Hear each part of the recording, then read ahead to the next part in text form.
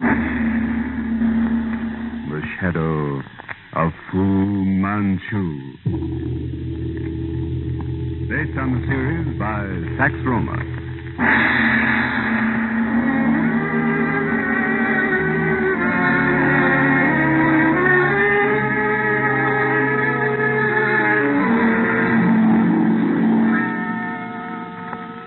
London at midnight.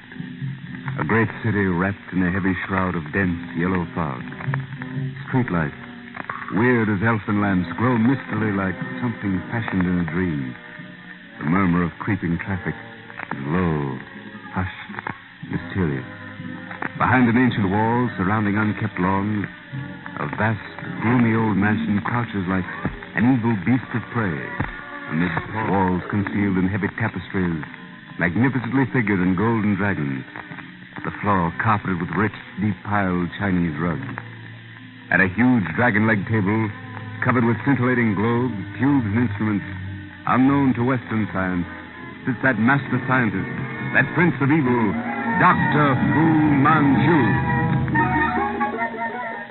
Enveloped in a heavy yellow silk gown, he thoughtfully studies through long, narrowed eyes the glow of the green light of a fashionably gowned, exquisitely beautiful Eurasian woman who stands beyond the table, watching him fearfully. Presently, he nods slowly, leans forward, and...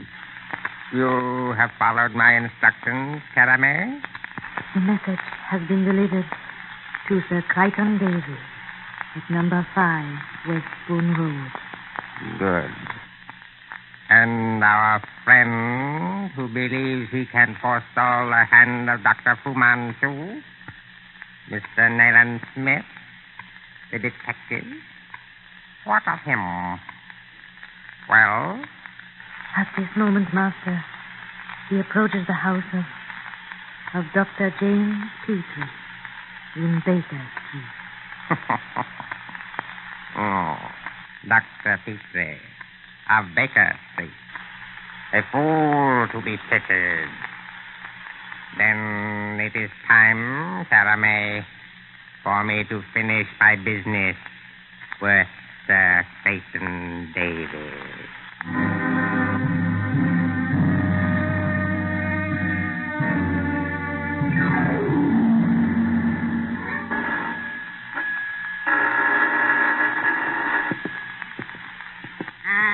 Visitors at this time of the night. A body cannot get any sleep in this house. Will? I beg pardon, ma'am, but is Dr. Petrie in? And where else would the doctor be at this hour but at home, where our self-respecting people should be?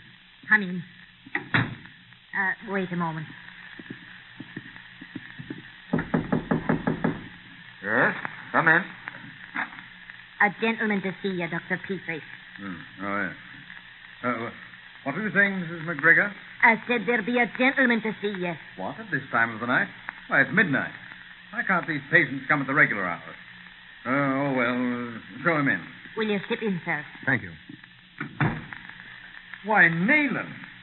Nayland Smith. Bit of a surprise, Petrie, old chap. Didn't expect me, I'll wager. Anyone but you, old man. I thought you were in Burma. Well, this is a delightful surprise. Excuse me, Petrie. What are you doing? I'm putting out your light. Well, what's wrong? I'm not mad, Petrie. But before you're very many hours older, you'll know I have an excellent cause for caution. Just a second. Good. No one watching from the street. Perhaps I've arrived first this time. It's all right. You may turn on your light now. What is all the mystery, Nayland? You break into a man's room at midnight Mystery enough, old chap. But first, a bit of scotch, please. Oh, neat or soda? Neat, if you don't mind. Yeah. There you are. Thank you. Now, you're on leave, eh? Leave? No, Petrie, no such luck. I'm on duty. In London? You've been transferred home? A roving commission. Here today and gone tomorrow. Well, tell me. What's it all about? First, let me show you something. Wait until I take off my coat. Look at my arm. Ever see a wound like that? Not exactly. Nasty looking arm, old chap. Quite healed, though. Good job it got you in the fleshy part of the forearm. Appears to have been deeply cauterized. Right. Very deeply. It had to be. An arrowhead dipped in the venom of a hamadryad went in there. A hamadryad? The most deadly of all eastern reptiles. There's only one treatment. A sharp blade, a match, and a broken cartridge. Devilish strong treatment. And even then, it's touch and go. An accident? That's the point. It was not an accident. And at this moment, I'm on the heels of the man who extracted the venom from the snake, prepared the arrow, and caused it to be shot at me. Oh, you're joking. Does that wound look like a joke? And that man, unless my calculations are wrong, is now in London. And you hope to find him? Petrie, I've traveled from Burma, not in the interests of the British government merely, but of the entire white race. And I honestly believe its survival depends largely on the success of my mission. Well, sounds rather fantastic, old man. If it only were fantasy. But I'm wasting time. I came to you because you're the only man I can trust. Aside from my chief, I hope you're the only one who knows I've left Burma. How can I help you, Nayland? District practitioner is hard I as must I have someone with me all the time, someone I can absolutely trust. It's imperative. Petrie, can you spare a few days to a weird and dangerous business? Well, of course. My practice doesn't confine me too closely. Good. Then we start now. Now? You mean tonight? Tonight. There's one move we must make immediately. I must warn Sir Crichton Davy. Crichton Davy? Of the Indian Bureau? Exactly. He's a doomed man unless he follows my instructions without question, without hesitation. Oh, yes. Better take your pistol. We'll get a taxi at the corner. Come on, Petrie. We must hurry. There isn't a single moment to lose. Oh, beastly fog. Crichton Davy, eh? Oh, influential man. One of the political bigwigs, Petrie. And for that very reason, nothing, absolutely nothing can save him if he hesitates to do as I say. Oh, here's a cab. Get in. Number 5, Westbourne Road, as quickly as you can. The fog, Governor. Thick as pea soup. Can't make any speed, sir. Do the best you can, and there'll be an extra couple of bob in it for you. Right, sir.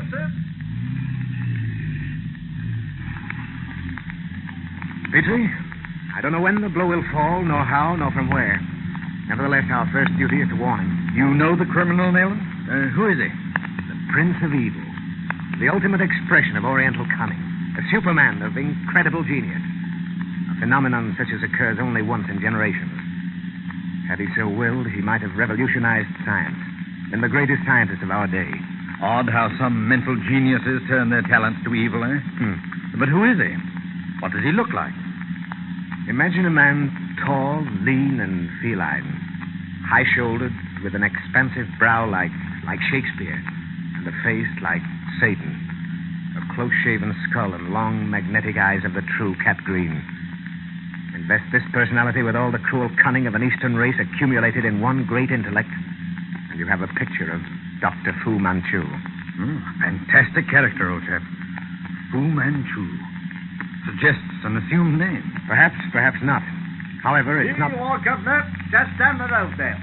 Quite a crowd there at the entrance, Nayland. Constables. Stop here, driver. Wait for us. Come, Petrie. Keep moving. Don't crowd up here. You can't get in. What is it, Constable?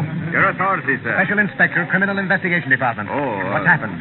It's that, Inspector. Sir Crichton Davy is dead. Dead, eh? Then I'm too late. Inspector Weymouth is up in the library, sir. Thank you, Constable. Here, We'll you go on. get back there. Come along, Petrie. Murder, Nayland? Of course. Clever, insidious murder. And I'll wager he's left no clue. Oh, I suspected Crichton Davy would be next, and I was right. But I'm too late. That's hard, Petrie. To think I knew and failed to save him. Here, the library. I say. See who's here. The great Dr. Chalmers Cleve of Harley Street. Never mind him. I want your diagnosis. Inspector Weymouth? Yes. Who might you be? Special Inspector. My credentials. This is Dr. Petrie, my associate. Oh, yes, of course. Well, I'm glad you came, gentlemen. There's a bit of a mystery here. Dr. Cleve, Inspector Nayland Smith, and Dr. Petrie. Dr. Cleve? Your opinion, Dr. Cleve, as to the cause of death. Frankly, Inspector, I don't care to venture an opinion regarding the immediate cause. Sir Crichton was a morphine addict, but there are indications not in accordance with morphine poisoning. A post-mortem would establish the fact? Possibly, if we ever arrive at the fact. What do you mean, Doctor? Just that. I doubt very much if the true cause of death can be established. A most mysterious case, Inspector. You don't mind Dr. Petrie making the examination? On the contrary, I should value his opinion. Please, Petrie. Over here, Doctor. On the couch. Features oddly puffed. Clenched hand. Hypodermic marks on the left arm. This faint red mark on the right forearm. You've noticed it, of course, Dr. Cleve? Yes, not unlike the imprint of rouged lips. It's not a birthmark, I can vouch for that. A local inflammation, I should say. Well, I rather doubt that. Nor anything constitutional. Does it suggest anything to you, Petrie? I'm sorry, Nayland? No, nothing. I agree with Dr. Cleve. It's most curious. Heart failure? I can't be certain. As Dr. Cleve says, a post-mortem might clear the atmosphere. Inspector Smith, perhaps you'd like to question Sir Crichton's secretary. This is he, Mr. Burgoyne. Oh, thank you, Weymouth. I understand, Mr. Burgoyne, Sir Crichton was taken seriously ill in this library. At 11:30. I was working here, he in the little study there. I see the connecting door is closed. It was closed then? It was. Always is. It was open, however, about 11:25 for a moment when a message came for Sir Crichton. Message? What was it? I couldn't say. It was brought by a district messenger. I placed it at Sir Crichton's elbow on the desk. Yes, and then? 5 minutes later, Sir Crichton burst open the door and staggered in here with a strangled scream. He fell to the floor, and as I lifted him and carried him to the couch, he gasped something that sounded like the red hand. Before I could reach bell or telephone, he was dead. The red hand. You believe he referred to this red mark on his arm? No, sir. I do not. The red hand. The red hand. I wonder. Could it... Great Scott. The Zayat kiss. The study, Burgoyne. Have you been in there since Sir Crichton died? Why, yes. For a glance round only.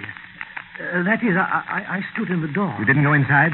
Why, no. Windows, other doors, everything. Closed or open, did you notice? Closed, sir, tightly. I came out again immediately. Fortunate for you, old man, that you're not at this moment lying there beside Sir Crichton. By Jove! What's that? Petrie, Weymouth, come with me. You others stay clear. The instant we're inside that study, Burgoyne, close the door. Petrie, at the least sign of movement, on the furniture, floor, anywhere, shoot and shoot quick. Come. Careful, gentlemen. Don't touch anything on your life. That wailing. What in the name of Petrie, stand still. There it is. Don't move.